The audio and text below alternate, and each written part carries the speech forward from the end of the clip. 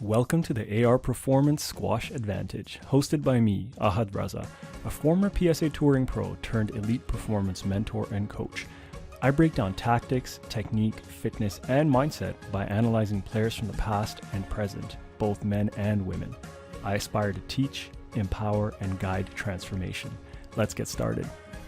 What's up, everyone? Today, we get to go through a detailed technical analysis on the backhand cross-court nick. And what we're going to do is we're going to watch Joel Makin hit the shot. And now you're probably thinking, hey man, Ramy is the guy to watch for cross-court nicks, or Mazen Hisham, or some of these guys that are just slotting nicks all day, Mustafa Asal.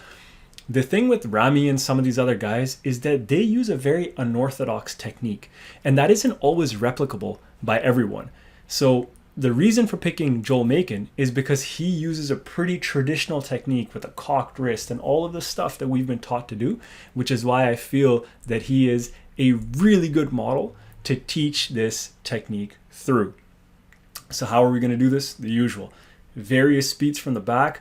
PSA Squash TV gave us a front angle on this too, which is amazing. So we get to watch regular speed, half speed, super slow-mo from the back, and the same thing from the front, and we're going to break it down from both angles so you can see it from both perspectives. Now, as always, make your notes. Please have a notebook, someplace to write, so that you can start enhancing your learning, or continue to enhance your learning, I hope.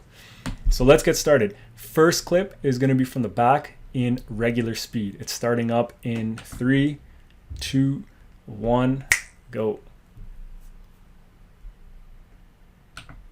Okay, now you get to see regular speed from the front. Get ready and go. Let's check out half speed from the back. I'm just showing you the lead up to it. And in a second, we're going to check out half speed from the front and go.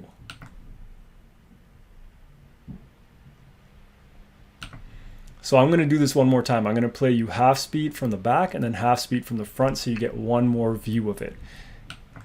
Get ready and check it out now.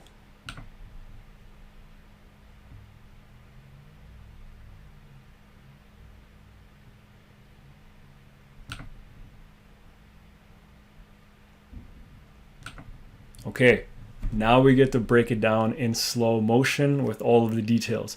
So I hope you've made some notes thinking about his racket prep and a whole bunch of other things. We're going to dive into it now. So here we go. He hits a length. Momin hits the length. That's, as you can tell, it's not super loose, but for this level it's loose. And what's Makin doing? You see that his racket is up. It's getting ready. It's not down by his feet.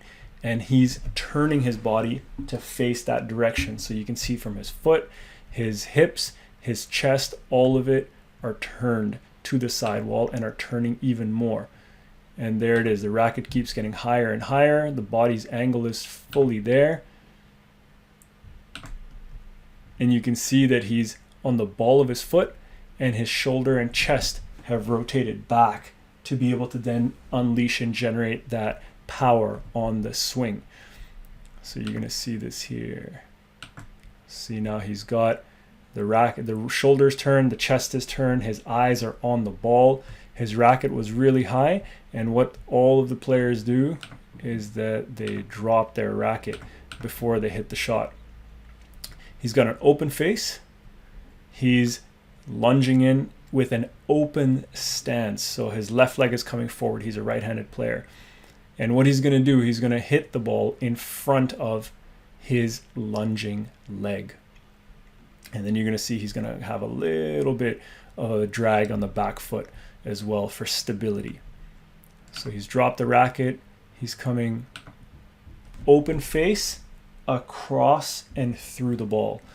Back foot drag is in effect. He's got that knee angle that we talk about where the knee is in line with the heel or behind. If that knee was drifting in front, it's a sign of him being under excessive pressure. So look how balanced he is. This back leg is also sideways So his front foot is pointed straight, his back foot is sideways because that gives him a little bit more stability. He's got great balance, arm is extended, racket face is open. He's just made contact with the ball. And from there you see him. He's got the follow through, and his shoulders and his hips are opening up. So he started off being totally faced towards the side wall. As he hits, the shoulders and the hips and the racket are extending towards his target. That's what you can see over there. And you're going to see that with his racket. He's got that open racket face. The wrist is cocked. It's that traditional cock technique. And he's using flow and momentum.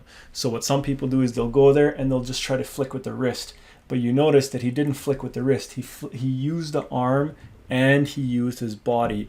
And by doing that, he also has rotated to return to come to the tee. And that's going to give him that recovery. Now what you see as well is that he's not hitting the ball an inch above the tin. He's hitting the ball a few inches above the tin.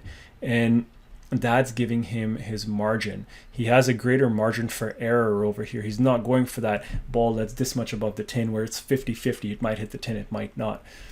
So now you can see all of these technical pieces. Strong body, good knee angle, back foot drag, the hips and the shoulders and the chest are all rotating. They start off facing the sidewall, they rotate. The wrist is cocked. It's an open racket face that comes through and across the ball. And from there, you're going to see he catches that ball. It's not a perfect nick with the floor and the sidewall, but it's pretty darn close. And when it comes at this angle, the second bounce is going to be relatively short. And you see there's the first bounce. And the second bounce is coming up right there. So moment is very stretched out when he's going in and getting that ball. So now let's see it from the other side. So you see he's starting off with the classic split step. Both feet are in the air when moment struck the ball so he can move. He's got a great ready position. His racket is not down by his feet. His racket is out in front of him. From this position, it's easy to move in either direction. What a lot of players do is, and I'm going to stand up a bit to show you, what a lot of players do is they keep their rackets down here, and then from here it takes time to get up. But if you're already here, it's much easier to move to get the ball from that position. So you're going to see that there. His racket's in a good position. And then you can see this path. It's an easy path straight up in that direction. And now he's got that racket position. The torso's turned, the shoulders are turned, but the eyes are still on the ball. You saw this from the back. Now you get to see it all from the front. And then from there, he's rotating the chest even more. We get you see, this is what I was talking about with the racket drop. You can see it from here too. You start off in this position, and then as you swing, the racket drops, the elbow comes down, so the butt of the racket is basically facing forward, and then you can cut across with this open racket face and a cocked wrist. And then I already talked about the open stance lunge over here. And then from here, you're going to see him come across that ball. He makes contact. The arm is extended. He's got the appropriate spacing. He's neither leaning too far forward. He's not cramped. This is all judgment and practice. It takes thousands of hours of practice to get this. But if you're aware of these things, the next time you go and you practice your shots, you can make sure that you're not overreaching and falling. You're not too close when you're hitting the ball. This is what you can see. His eyes, you'll see are following the ball. And you're going to see as he finishes the shot, he's going to open up using his momentum and that back foot drag that I mentioned in the previous clip. You can see that there too. And there it is. The arm follows through. As the arm follows through, the chest opens up. Eyes never left the ball. And he's got that cocked wrist over here. Arms extended, but the wrist is still cocked. This is why I showed you Joel Makin, because of the consistency. This is something that all of us can replicate because all of us are taught to play like this. Some players like to keep their wrist a bit more in this position. It's still firm, but it's not up. So when you start watching players from here, the technique and the swing looks a little bit different. There's nothing wrong with that, but this is a more generic style technique that most people can relate to. And then from there, you see him open up. He's in a great position to follow up the next shot. That's what you see. And you notice, even as he's coming to the tee to follow up the next shot, his racket is by his waist, which means he's ready to go in any direction for any ball from there. It's not down by his ankles. And there you go. He's on the tee right when Makin is getting to the ball. And there you go. He's right on the tee when Makin is getting to the ball. And he's in that ready position. He can move anywhere he wants, pick up the next shot. So there you have it. There's a breakdown of the technical analysis of that backhand cross-court nick from Joel Makin. Again, it's a traditional technique that most people are taught with, so it's easy to follow. And you notice there's this idea of spacing. There's this idea of flow. I didn't explicitly mention it, but you notice that right when he was stepping in is when he hit that ball so he could transfer his weight into the shot. His wrist was cocked. He was hitting, cutting across and through, and then opening up his body as well after he hit the shot. His eyes were always watching the ball. That back foot was dragging for balance and stability. So there are lots of nuances that go into this. But when you're learning the shot or you're practicing the shot, you don't consciously need to be thinking about all those nuances. It's actually impossible and probably not recommended to think about all of the nuances at the same time. Presumably, you have some of those elements already built into your game. And if you don't, I would highly recommend not trying to practice the cross-court nick. I would highly recommend that you work on some of those more fundamental aspects before you begin practicing the cross-court nick. So if you need that wrist position, if you got to work on your spacing, if you need to work on your balance and stability and strength, you need to get those things in place first before you start working on slightly more advanced shots like this. I hope you enjoyed this video. Give it the thumbs up if you did. Comment, like it, subscribe to the channel, share it with your friends.